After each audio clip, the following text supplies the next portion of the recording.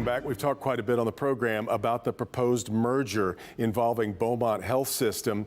Eric Starkman has been writing about the proposed merger for Deadline Detroit. In fact, by far, I would say the most aggressive and eager writer on this topic. And suddenly on Friday, we find that merger talks had gone from being put on hold to collapsing altogether. And Eric Starkman joins me now to talk about that. Eric, I'm very curious, when the news broke on Friday that it was off, what were your first thoughts? Well, they were actually bittersweet. The merger made no sense, and it was a bad deal for southeastern Michigan residents.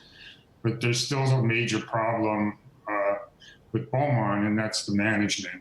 And until that management is turfed out, the hospital is going to continue to hemorrhage and lose, prominent talent,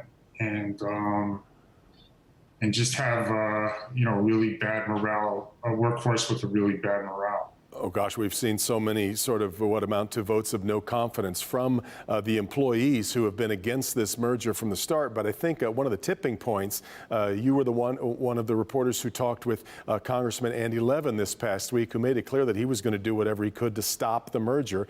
And you had a couple of Royal Oak area lawmakers who were with him on that. How much do you think that played? Did that play anything into them calling it quits on this?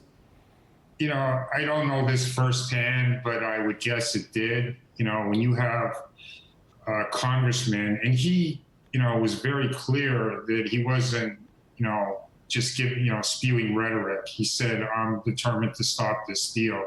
Now, it's not clear to me what exactly he could do. Yeah. But he's a prominent congressman, and I don't think the board wanted to stick around and find out exactly what he could do. I think one of the things that struck a lot of people, and in a way, John Fox, when he was on Flashpoint this past summer, even kind of admitted to it, that this did not seem to be a marriage of equals for Beaumont to hook up with Aurora, and that the hospital system was kind of marrying beneath it. Why didn't that seem to be as obvious to those that were involved in trying to make this happen? Or is the answer too obvious, that it was just a money play? Well, I think it was a money play as far as John Fox is concerned. I mean, if the hospital was sold, my guess is he has change of control provisions in his contract. We know that the former CEO of Oakwood was given at least $9 million as a golden parachute after Oakwood merged with Beaumont. So, it was likely lucrative for John Fox and his deputies, but this was a very bad deal. It was basically just giving away the hospital to Advocate Aurora, and they had very, very little risk. What do you think then that this entire experience in Odyssey, and I doubt we're going to see an end to merger talk of this hospital system or any others for that matter, what does this tell us about the state of healthcare in America right now? Well, the state of healthcare in America is pretty pathetic. But, around this time, everybody wants to blame, the president. But in fact, hospitals are state-run, state-controlled. Yeah. And I hope you don't mind me saying this on your show, but I think that the silence of Governor Whitmer and Attorney General Nessel and Rashida Tlaib and Debbie Dingell speaks very poor of their leadership in the state. So it feels to you, I mean, obviously we saw lawmakers start to weigh in on it this past week. You think they should have been there earlier?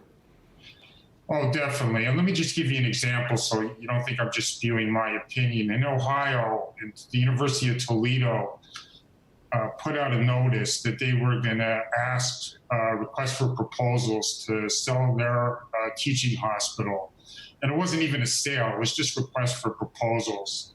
Right out of the gate, Marcy Kaptur, who's the longest serving woman in the House of Representatives, yep, issued a statement right out of the gate saying, you don't sell a hospital in the midst of a pandemic. Then you had the Attorney General of Ohio immediately leaking to the press, I'm going to be looking at this deal. And then you had the former mayor of Toledo leading a movement to stop any possible sale of the hospital. Michigan did not have that kind of leadership. Interesting thoughts on it. If you're interested in more of Eric Starkman's contrarian thoughts, we will point you to his blog, starkmanapproved.com. Eric, I appreciate your work on this topic, and thanks for the time today. Thanks so much. You Bye-bye. bet. That's going to do it for us. Meet the Press coming up next. Have a great week, and we'll see you next time right back here for Flashpoint.